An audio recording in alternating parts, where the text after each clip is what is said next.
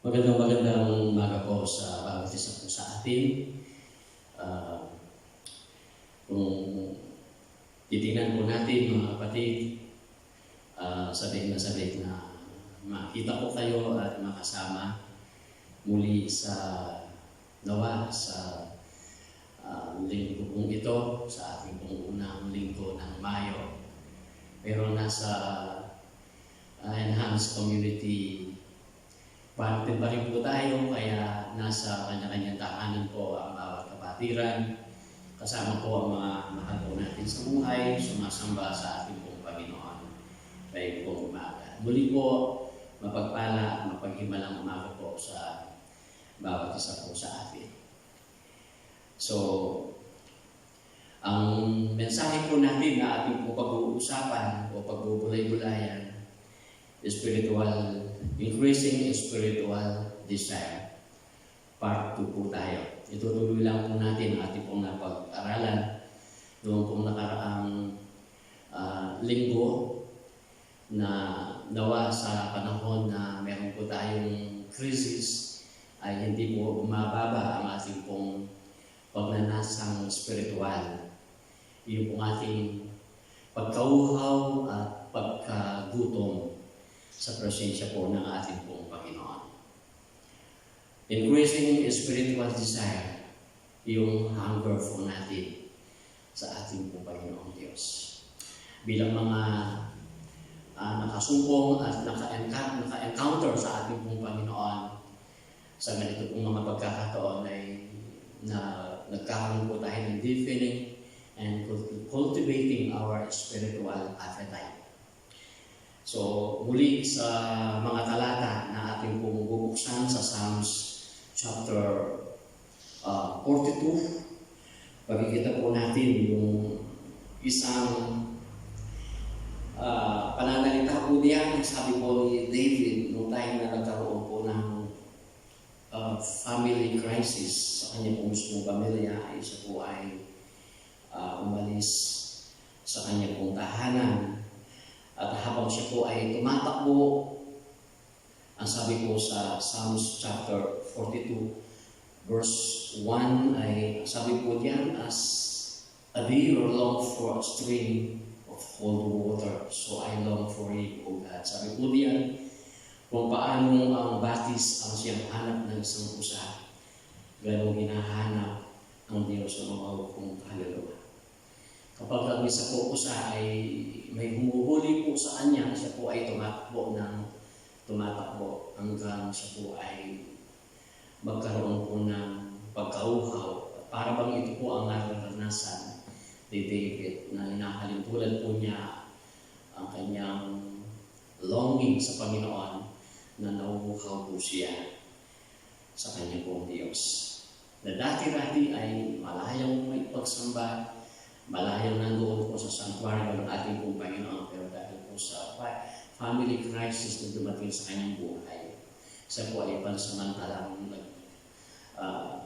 nagpunta po sa isang disyerto na maguda. And then sabi po ng Psalms 63, papansin po natin dito, O Diyos, sabi niya, Ikaw ang aking Diyos na lagi kong hinahanap. Ang buong kong kaluluwa'y tanging Ikaw ang hangad.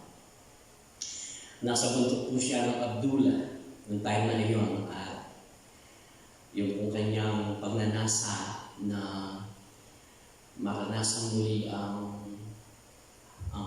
kasabikan sa presensya po ng Panginoon at that time ay inihahayag po niya sa kanyang damdamin yung kanyang kasabikan sa presensya po ng Panginoon. Kaya ito pong mga talata kong ito ay napakaganda, maging po sa New Testament, nakikita po natin na mapapalad ang mga nagugutom sa salita ng Panginoon. Then, sabi po mismo ng ating pong Panginoong Diyos, Panginoong Yesus, ang sabi po niya ay nag-iimbita rin po siya sa atin na kung sino man ang nauuhaw, siya po ay kanyang pagkakalooban. Kaya, mga kapatid, sa umaga pong ito ay napakainam po na itutuloy po natin sa panahon po natin ngayon na yung hunger for God. Nawa po ang mensahe ng ito ay lalo po tayong nagugutom at nauuhaw sa presensya po ng ating pong Panginoon. Meron po nagsabi, ang sabi po diyan, our attitude determine our diet, and our diet determine our intake, and our intake determine our health. Kung ano daw po yung ating kinakain, yun daw po ang nagre-reflect sa ating pong kalusugan. Yun daw po ang nakikita sa ating pong mga buhay. Sabi po ng mga nutritionist. So, ang sabi po diyan, determine po ang ating kalusugan kung ano po ang ating kinakain. Kaya minsan nagkaroon po tayo ng balance diet, hindi puro maalat, hindi puro mataba, hindi puro kinakailangan magiging balanse po ang ating kinakain sapagkat napakahalaga po na ating pong buhay, physical, ay healthy po tayo. Kaya dito po sa ating pong pag-uusapan ay regarding po sa hunger for God ay meron po tayong tatlong kadahilanan o tatlong katotohanan na makikita sa hunger for God. Una, our hunger for God is dominated the book of Psalms. Nangingibabaw po ang book of Psalms, yung mga nasulat sa mga awit, kung pagbubulay-bulayan po natin ay nangingibabaw po. Ine-emphasis ng sobra-sobra. Napaka-makapangyarihang salita po yung mga salitang yun na hindi po basta-basta sapagkat our hunger for God is dominated the book of Psalms. Makikita po natin diyan yung desire, yung hunger, yung thirst, yung longing, yung coming before God. Kaya napakainam po na kapag binabasa po natin ang book of Psalms ay nangingibabaw po yung po mga susing talata na desire, hunger, even po yung longing to coming before God. Napakaganda po niyan. Nung iniaalala po iyan, na kapag tayo po ay nakasumpong at nakakilala sa ating pong Panginoon like David, ay dapat ay meron po tayong hunger. Palagi po tayong sabik sa presensya po ng ating pong Panginoon. Lalo na po sa panahon po natin ngayon ay hindi po normal ang nangyayari.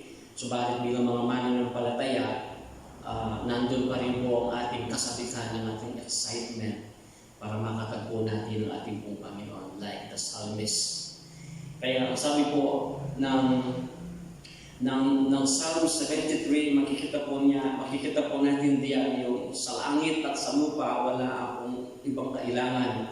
Ang sabi po ng Psalm 73 verse 5, sabi po dito ay, sino pa sa langit kundi ikaw lamang, maging sa lupa'y aking kailangan. What else do I have in heaven but you, since I have you?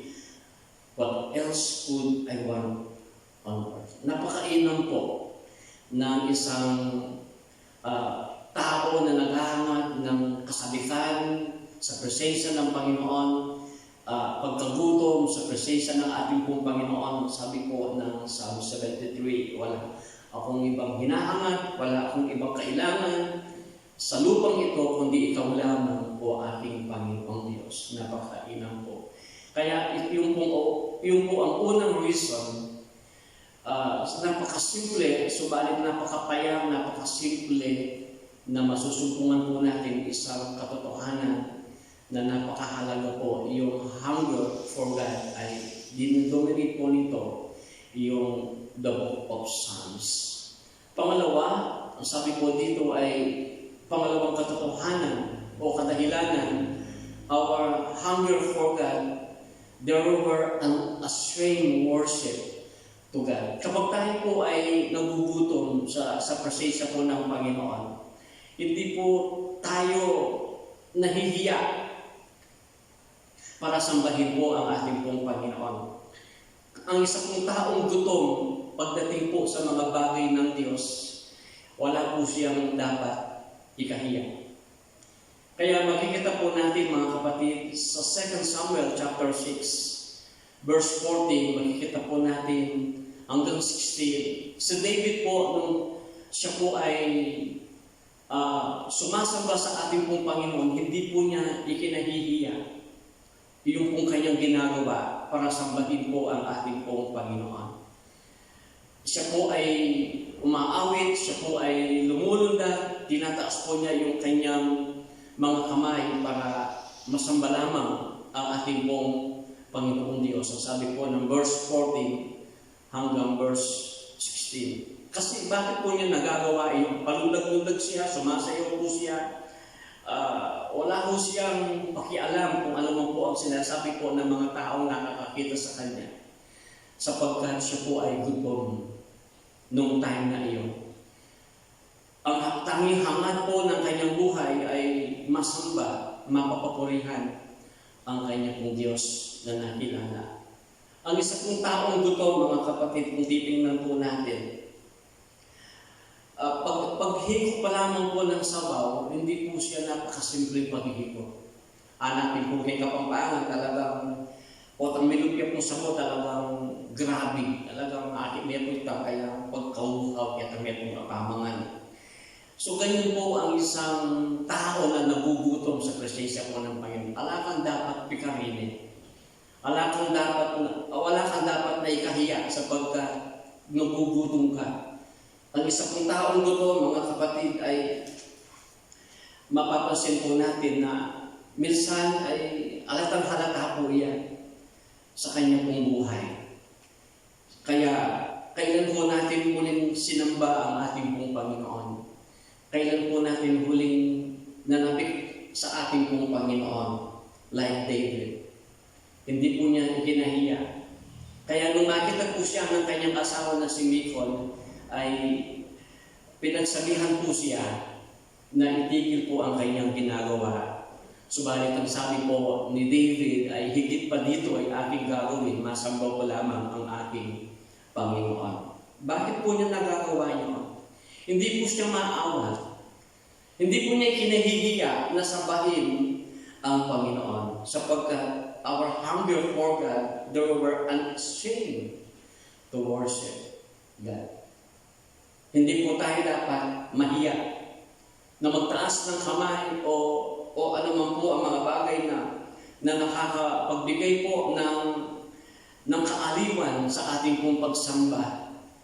Ginagawa po natin, ang buong katawan po natin minsan na iniinda, itinataas ang ating kamay, pinapalakpak, sumasayaw sa presensya po ng Panginoon na napakainam sa harapan po ng Panginoon sapagkat ang mga bagay na iyon ay nagpapakita na tayo po ay gutom sa salita po ng ating pong Panginoon. Si Michal na kanyang asawa ay ang sabi niya, ano pinaggagawa mo? Hindi ka ba nahihiya sa iyong ginagawa? Wala pong dapat ikahiya si David sapagkat sumasayaw po siya sa presensya ng ating pong Panginoon. Yun po ang nagagawa ng buhaw o nagugutom, nabubuhaw sa Diyos. Kapag tayo po'y gutom sa isang bagay, alam na alam po natin ito sa ating pong buhay. Kaya kapag tayo po ay nagugutom sa salita po ng ating pong Panginoon, nagugutom tayo physically, minsan talagang alani po itang good manners po kayong lamesa. Talagang alam mo na mo umabsika kasi marami pa. Yun po ang nagagawa po ng isang hunger sa Diyos. Yun po ang pangalawang katotohanan na makikita po natin na ito po ay nag-lead na unashamed to worship God. Andiyan po na yung minsan hanapin na kapag tayo po ay nagugutom sa mga bagay ng Diyos, maging sa physical na pagkain, ay nandun po yung kasakitan. Halos gusto mo na talagang matikman, halos gusto mo na mabusog na masarap ang kadoon sa kinakain mo. Ganon din po ang taong gutom sa Panginoon. Makikita po natin yan sa buhay po ni David. Hindi po niya ikinahihiya. And then pangalo na makikita po natin na nakadahilanan kung bakit po na na ang ating pong hunger for God ay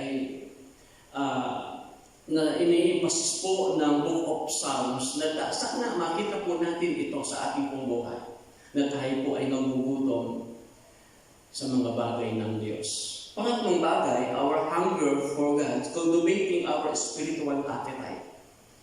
Ito po ay nagkukultivate. Pag sinabi po natin cultivate, paano bang hinuhukay po ang ating appetite pagdating sa mga bagay ng Diyos. Our hunger for God, cultivating our spiritual appetite. Kaya makikita po natin, bibigyan po kayo ng 5 kadahilanan sa ilalim po ng hunger for God, yung cultivating our spiritual appetite. 5 reasons. Ang sabi po niya ay una, our hunger for God, it's dictate or determine the direction of our life. Sabi po ng Psalms 42, I long for you, O God. I thirst for you, O God.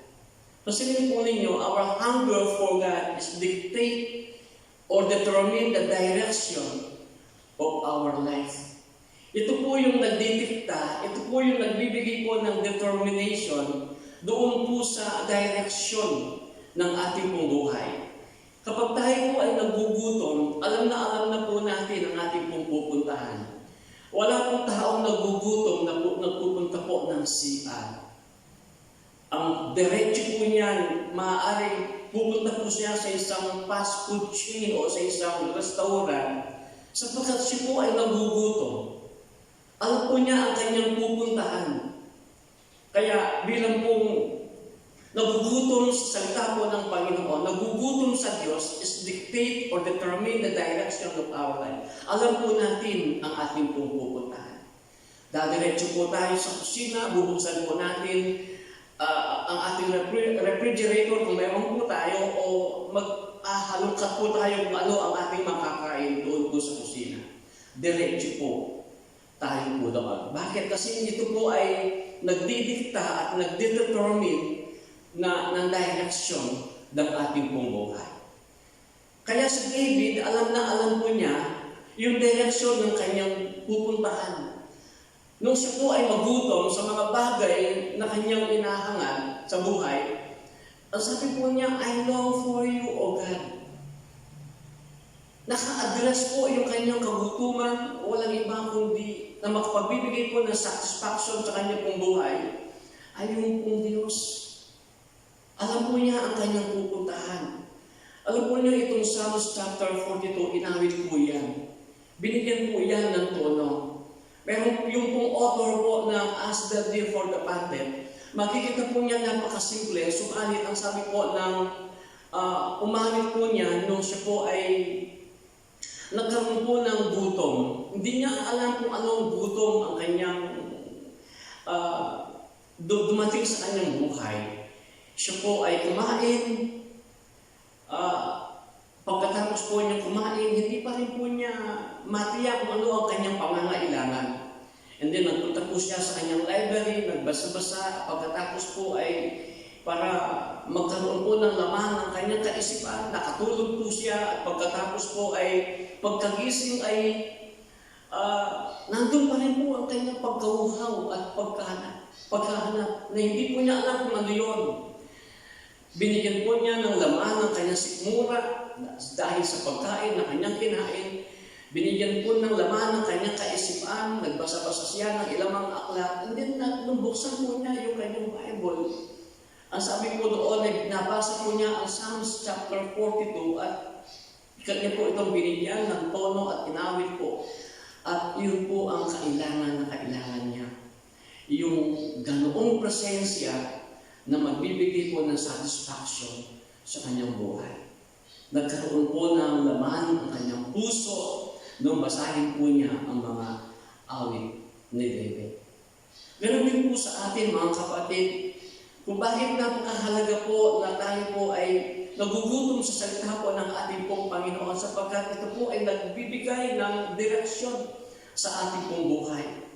Kung tayo po ay nagugutom at mali po ang ating napuntahan, magkaroon po tayo ng maling buhay. May mga tao po na nagugutom sila sa mga bagay na kinukuha po nila sa mundong ito. Kaya minsan nakuha po nila, hindi pa rin po sila masaya. Bakit? Pansamantala lang po yun. Ang sabi po ni David, nung siya po ay nagutom sa salita po ng Panginoon at sa presensya po ng Panginoon, ang sabi po diyan ay nagkaroon po ng direction ang kanyang buhay. Ano man po ang ating pagkagutom ngayon, dalangin po natin na ang pagkagutom po natin sa presensya po ng Panginoon ang siyang magbilid sa atin, sa ating buhay. Pangalawang katotohanan, sabi po dito, our hunger for God is inborn. Sadya po na ang ating pagkagutom ay talagang inilaan po yan ng Diyos sa atin. Inborn po yan.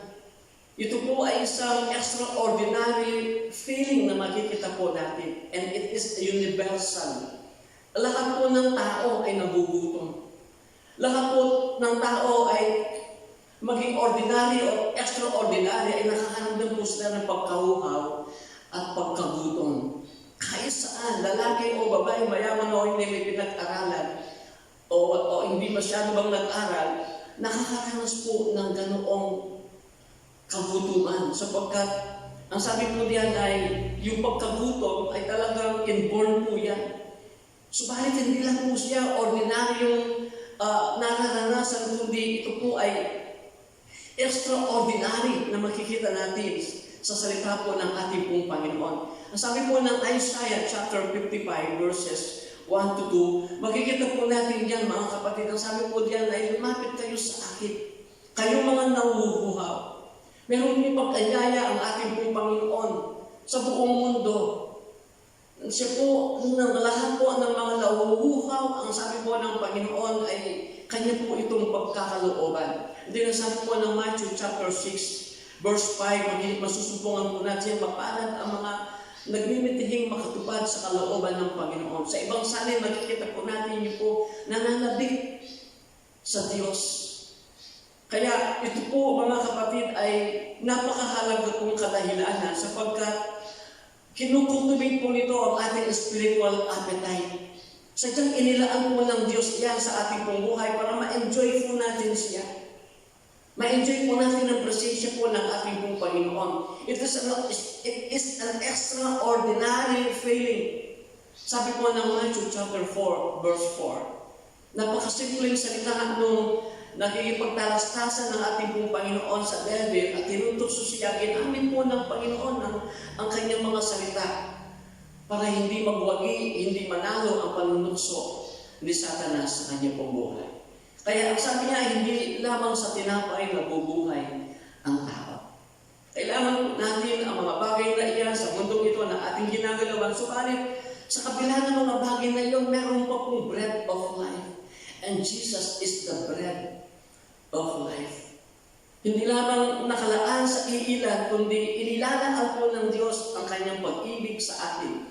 Ipinadadama ng Diyos ang kanyang pag-ibig sa atin. Dahil mahal po tayo ng ating pong Panginoon. Kaya our hunger for God, it is an inborn and extraordinary feeling, and it is a universal. Yun po yung pangalawang reason why God awakening our spiritual appetite.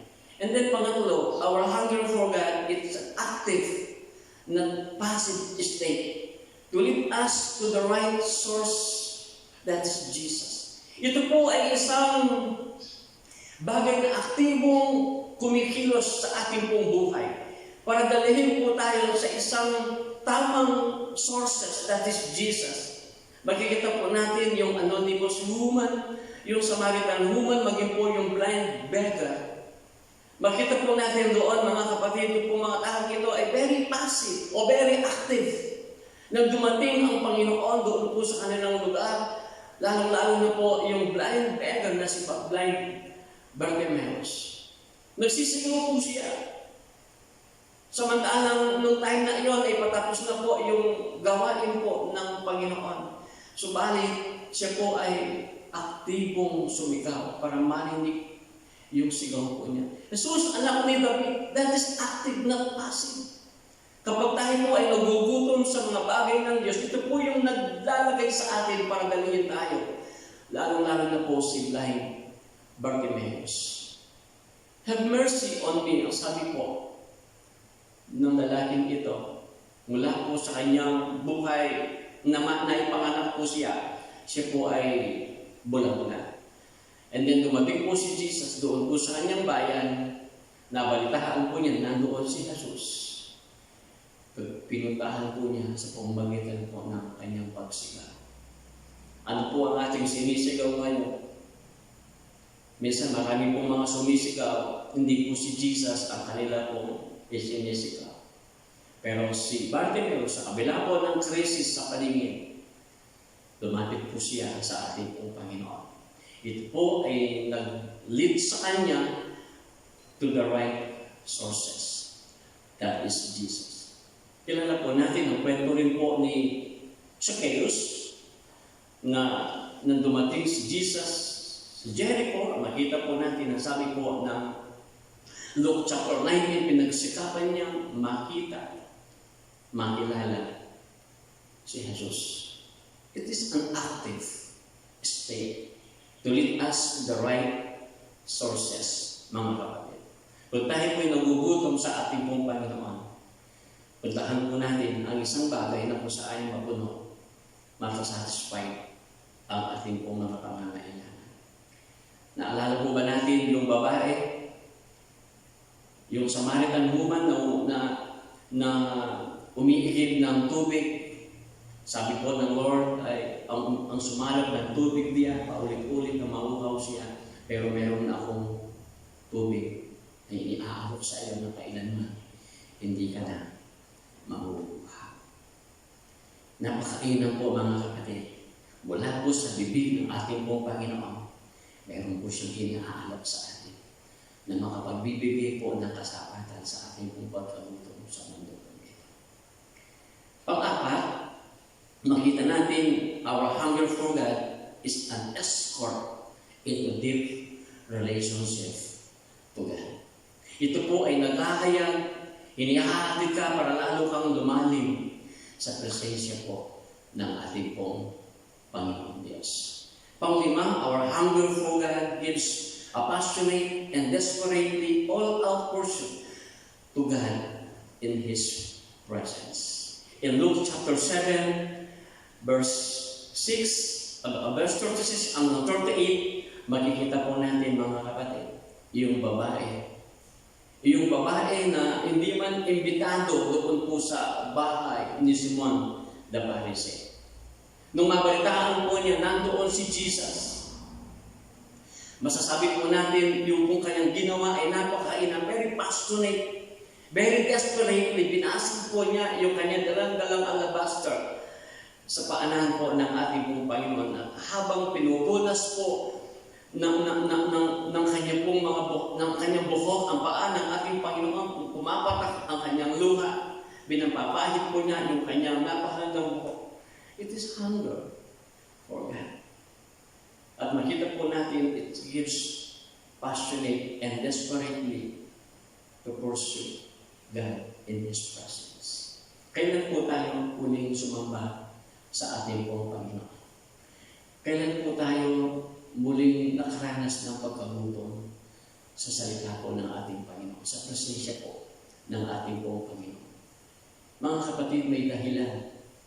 Meron pa rin po tayong dahilan para na tayo pong nakakilala sa ating pong Panginoon ay magkaroon po tayo ng pagkauhaw at pagkagutom sa presensya po ng ating Panginoon, lalo na po sa panahon pong ito. Nawa po nag-i-increase ang ating pong spiritual appetite maging sa mga sandali pong ito na meron po tayong health crisis. Bakit po minsan sa ating pong buhay ay habang tayo po ay tumatagal sa pananampalataya bilang mga Kristiyano, pero bakit minsan ay nawawala po yung hunger sa ating pong Panginoon? Bakit nawawala po yung hunger natin sa presensya po ng ating Panginoon? Bakit po minsan tayo po ay nanghihina? Bakit po minsan tayo po ay nanlalamig sa mga bagay ng Diyos. Ano po ang mga reason bakit nangyayari po ito? Dapat habang tayo po ay tumatagal para ho tayong mga na sinasabi po doon sa John chapter 2 na ginamit po ng Panginoon ng alak sa isang kasalan, para yung pong pagsasama ng mag-asawa ay katulad po ng isang alak na habang tumatagal ay lalong tumatamis ang kanilang pagmamahalan.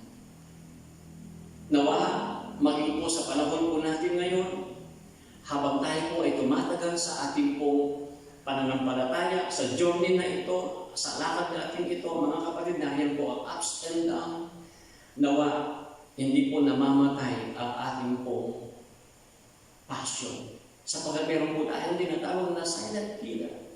Meron pong hunger killer. Meron pong passion killer na sinasabi po ang banal na kasulatan. Bakit po kung minsan napakarami pong mga mananampalataya na hindi na tumuloy sa pagsunod sa ating pong Panginoon? Bakit may mga Kristiyano kung minsan ay masasabi po natin na nawawala po yung kanilang kasabihan sa pagsamba? Bakit nawawala po yung ating eagerness sa paglilingkod sa ating pong Panginoon? Hindi kaya minsan ay unti-unting namamatay po ang ating pagkagutom sa ating pong Panginoon. Hindi ba natin namamalayan na kung minsan yung pong pagkauhaw, pagkagutom po natin, yung ating pong alab sa presensya po ng Panginoon ay parang unti-unting namamatay. Bakit po nangyayari ito? Bibigyan ko po kayo ng 5 dahilan. 5 reasons why our hunger for God kills. Una, ay meron po tayong spiritual neglect. Maaaring sa buhay po natin, mga kapatid, ay nagiging pabaya tayo. Nagiging pabaya po tayo pagdating sa mga bagay na spiritual. Hindi natin nakikita na para bang sumakay po tayo sa isang sasakyan na hindi natin na-check na wala na pala itong gasolina. Parang sa buhay din po natin, mga kapatid, baka nawawala po yung ating hunger. Unti-unting nawawala yung ating init sa ating pong Panginoon. Maaaring sa buhay po natin na meron po tayong napapabayaan. Dati masaya ka, dati masipag ka, dati maaga ka sa mga gawain po ng ating pong Panginoon. Pero bakit ngayon ay para bang wala ka ng kagana-gana? Yung passionate mo sa Panginoon ay hindi na katulad ng dati na sinasabi po ng Panginoon sa church po ng Laodicea. Ang sabi ko doon ay, alam ko ang iyong naranasan, alam ko ang iyong pinagdaanan, alam ko yung ginawa mo, pero ang sabi po ng Panginoon, hindi ka mainit, hindi ka malamig, ang sabi ng Panginoon. Alam mo kung minsan sa ating buhay, nangyayari po ang mga, para po unti-unting namamatay po yung ating kasabihan. Maaaring sa buhay po natin, meron po tayong nane-neglect spiritually. Kasi po yung unang nakita kong dahilan, spiritual neglecting. Kapag tayo po ay nagugutom, kumain po tayo. Meron po tayong dapat kainin. Maging po sa physical, kapag tayo po ay nagugutom, dapat kumain ka. Ay hirap po yung malipasan ka ng gutom. Pag nalipasan po tayo ng gutom, mga kapatid, mawawala po yung ating appetite. Wala ka ng ganang kumain dahil nalipasan ka ng gutom. Kaya kung minsan baka sa buhay po natin ay parang bang nariyan ka sa gawain ng Panginoon, nariyan ka na umaawit, nagpapaawit, nangangaral, o baka naglilid ka ng isang cell group, pero nalilipasan ka ng gutom, para bang feeling mo okay ka, pero hindi ka pala okay. Ganyan po ang mga taong nalilipasan po ng gutom. Nakikita mo sila, okay sila, kasi nandiyan sila. Naglilingkod, pero malayo na pala ang kanilang puso sa Panginoon. Nanineglect po nila yung kanilang spiritual na pangangailangan. Maaari hindi po natin napapansin na hindi na tayo nagpe-pray, hindi na tayo nagbabasa ng Bible, o kaya ipilit na kapag tayo po ay mag-attend. Pero wala na po ang ating pong damdamin sa ating pong Panginoon. Nanineglect po natin, maaari. Meron po tayong pagkukulang Pangalawang bagay, an examine heart. Sabi po ni David ay siya sa atin mo ang aking puso, Panginoon. Yung po bang ang aking katubang po ito, kung minsan meron po tayong nararamdaman physically, nangangailangan po tayo ng check-up. Nangangailangan po tayo ng mga bagay na kung minsan ay pasuri natin kung bakit iba ang ating pakiramdam. Bakit iba ang ating nararamdaman? Maging po sa ating espiritual. Nangangailangan po tayo ng spiritual inventory. Bakit minsan ay nawala tayo ng gana? Ano ang pinanggalingan na bakit wala na yung sigasig mo, na wala yung excitement mo? I-examine po natin ang ating pong mga puso. At nakakatiyak ako na wala ang problema sa paligid. Wala ang problema sa kapatid mong babae, wala ang problema sa pamilya mo, at wala ang problema sa Panginoong Diyos. Maaaring nasa iyo ang problema. At magkaroon ka ng spiritual check-up or inventory. Siyasatin mo ang iyong buhay. Bakit malamig ka? Bakit nanghihina ka? Yun po ang kailangan po natin. Examine po natin spiritually ang ating puso. Sabi po ng Colossus, kung titingnan po natin ang sulat po ni Pablo sa mga kapatiran po natin sa Colossus, ang sabi po ng Colossians chapter 3, verses 5, kaya dapat nang mawala sa inyo ang mga pagnanasang makalaman, ang pakikiapid, kahalayan, mahahay na simbolo ng damit at masasamang nasa, at ang kasakiman na isang uri ng pagsamba sa Diyos-Diyosan. Dahil sa mga ito, tatanggap ng parusa ng Diyos sa mga tangkayong pasakop sa Kanya. Kaya naman, mamuhay din tayo sa mga bagay na ito na pinag-aarihan ng Diyos. Ang sabi po ng Panginoon ay, kung titignan po natin ang verse 5, ang sabi po dito ay mawala. Pagkatapos ang sabi po ng verse 8, itakwin ang mga bagay nito, lahat ng galit, puot at sama ng loob. Iwasan na ninyo ang paglalait at malalasubang pananalita. I-examine po natin ang ating buong buhay, lalo na po ang ating puso. Kung bakit hindi na po tayo nag-enjoy ngayon, maaaring unti-unti po tayong bumabalik sa dati. At kapag tayo po ay nasa kalagitnaan, sabi po, hindi ka mainit, hindi ka malamig, ayaw po ng Panginoon ang ganyan pong sitwasyon. Kaya, kung bakit po tayo po ay namamatay unti-unti ang ating pong hunger, namamatay po ang ating passion, yung pong pangalawang dahilan, ang examine life. Maaaring sa umaga po ito, mga kapatid, ay dapat tingnan po natin. Wala ang problema sa ating paligid. At lalo wala ang problema sa Diyos. Baka ikaw po ang may pagkukulang.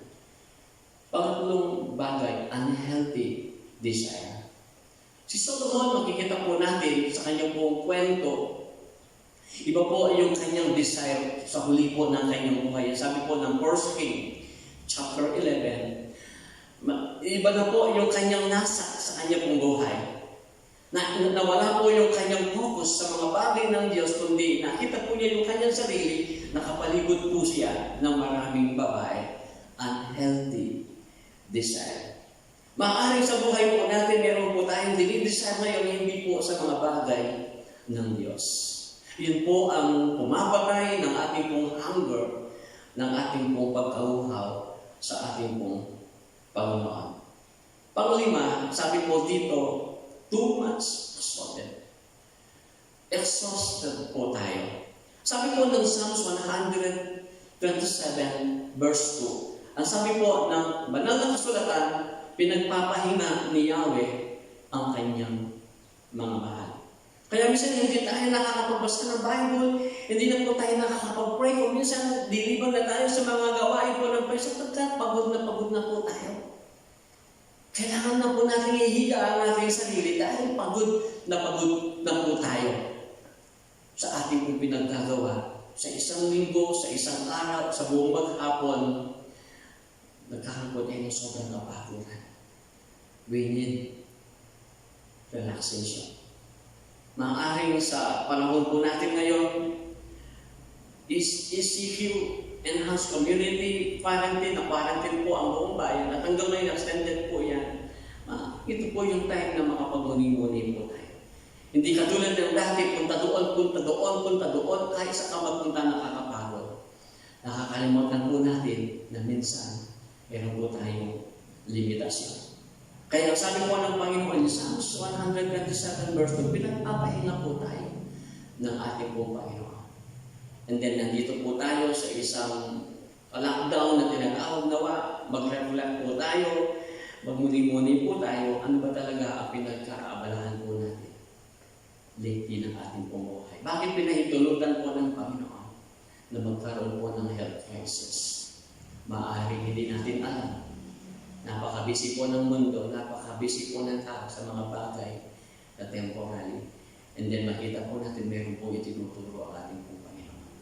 Naalala po ninyo ang magkapatid na Martha at Maria na dumating ang Panginoon sa kanilang tahanan. Iba po ang kanilang ipinakita. Alam naman po natin ang kwento kay Martha, naging abala sa kusina.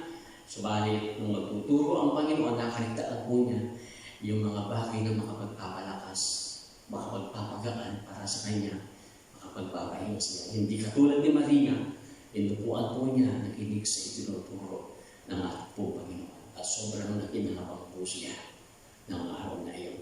Mga kapatid, sa ating buhay, too much exhausted. Tingnan po natin ang balasing buhay po natin. Baka ito po ay nakakapagod na, subalit hindi na tayo nagbabasa, hindi na tayo nagpa-pray, hindi na tayo nag-a-attend dahil sinasabi po natin pagod na po tayo sa mga bagay na lumipas sa ating buhay. Totoo po yan. Kung minsan ito po ang pumapatay ng ating pong pagkauhaw sa presensya po ng ating pong Panginoon. Pang-anim, dito po sa mga kadahilanan, sinabi ko lang po na 5, pero 7 po, dadagdag po natin ng isa pa, unresolved conflict. Makita po natin mga kapatid, yung pinagsabihan po ni Apostol Pablo na magkapatid sa pananampalataya. Ang sabi po sa Philippians chapter 4, verses 1-4, Syntyche, Leoida, ang sabi po doon, tingnan po natin yung pong pakiusap ng Panginoon sa magkapatid na ito. Ang sabi po ng Philippians chapter 4, verse 2. Nakikiusap ako, Leoida, Syntyche, na sila'y magkasundo na bilang magkapatid sa Panginoon. Hindi sila magkasundo maaari sa ilang bagay bilang magkapatid sa Panginoon. And then yun po yung pumapatay ng ating pong hunger sa Panginoon. Nag-iiwasan sila maaari. Nasa isang gawain, nasa church, nag-iiwasan sila. Mga kapatid, hindi po maganda. Bakit meron pong unresolved conflict? Meron komplikadong kalalagayan maaari sa buhay po ng mag-asawa, sa magkapatid, o minsan ayaw natin dumalo dahil nakikita natin nagagalit tayo kasi meron pong unresolved conflict. And then ano pong sabi po ni Apostol Pablo in verse 3, ipinapakiusap ko rin naman sa iyo na tapat kong kasama, tulungan mo ang dalawang babaeng ito. Tulungan mo sila, ang sabi nila. Meron silang kainaan sa isa't isa.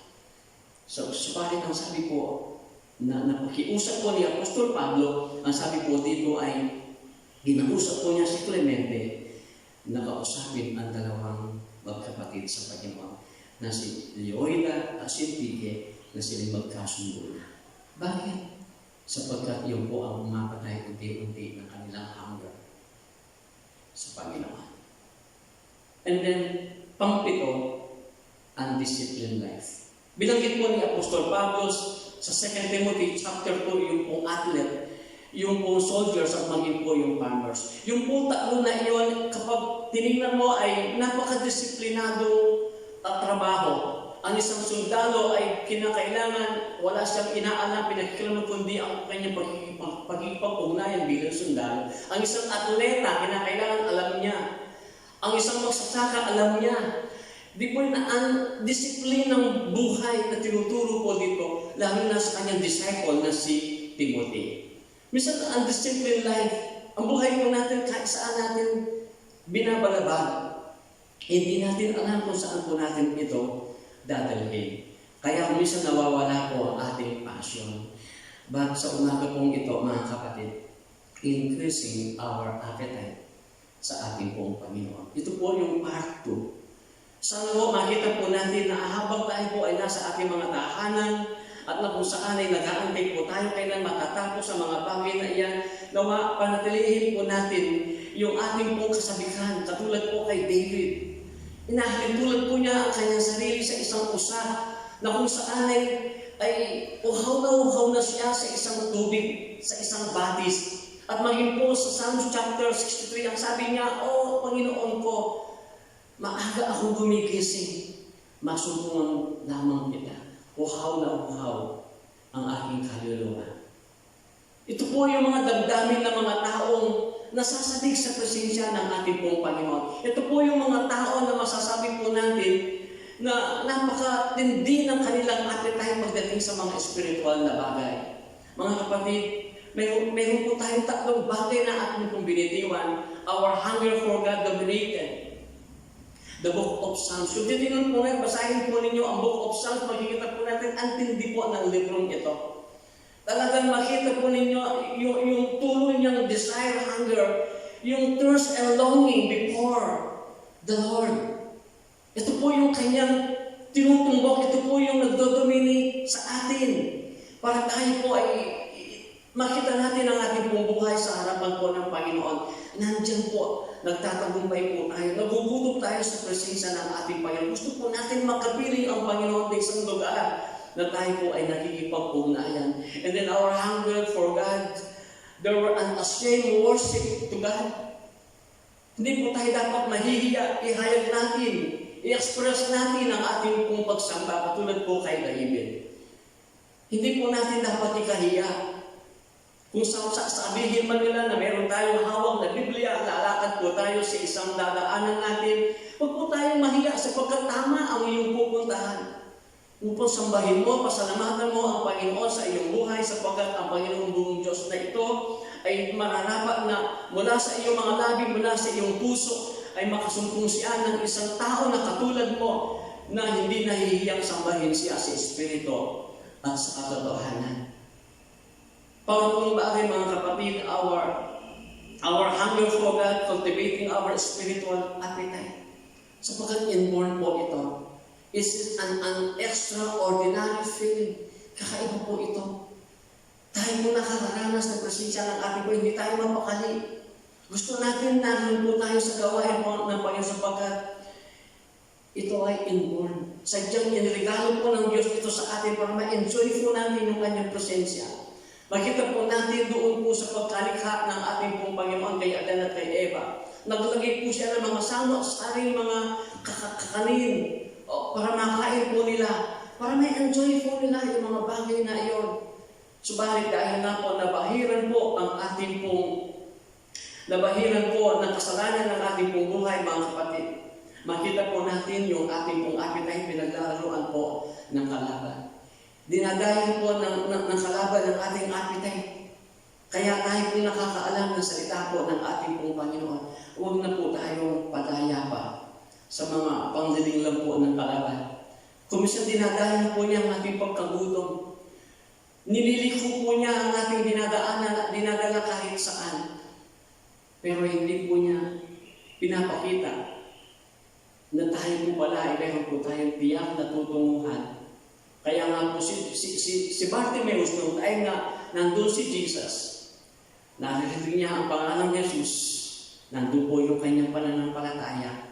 And then yung pananampalatayang iyon, yun po ang nagkaroon po ng spiritual appetite para isigaw po niya sa harapan niya, susukay niya mga pangangailangan. Sa ating pong panghuli, mga kapatid, sa ating pong buhay ngayon bilang mga mananampalataya, kumusta po ang ating relasyon sa ating pong Diyos? Dahil po ba ay nagugutom, para bang nandiyan pa rin ang kasabikan?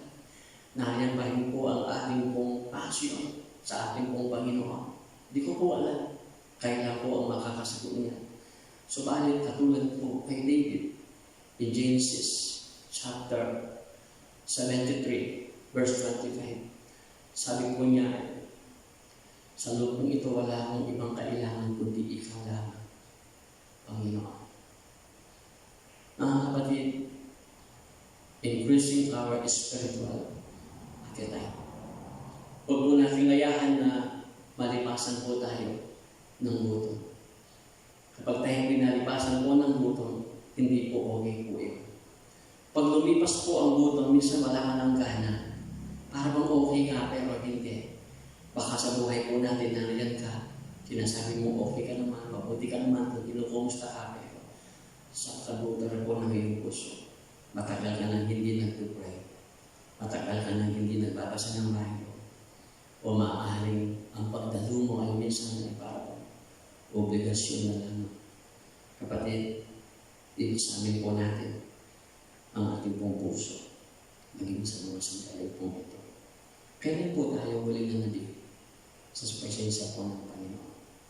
At maaaring sa umaga pong ito, dumadalangin po tayo.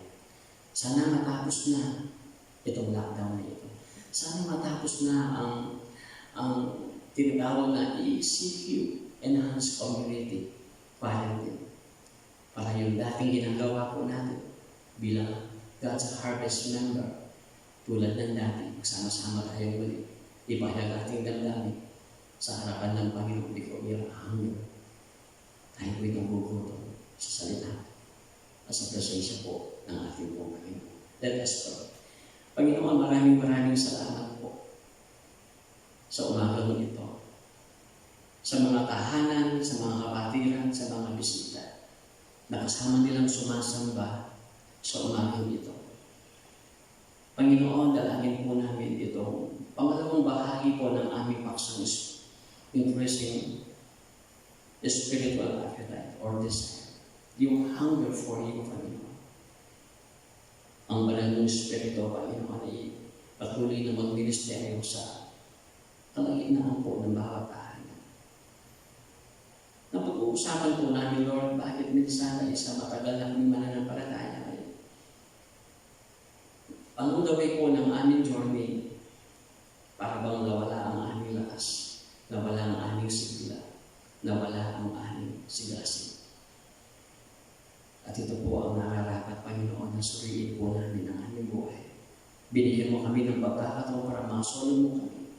Binigyan mo ng pagkakataon ng bawat isa sa amin para makapagpahinga kami, makapagmuni-muni kami. At mapagtanto namin, Panginoon,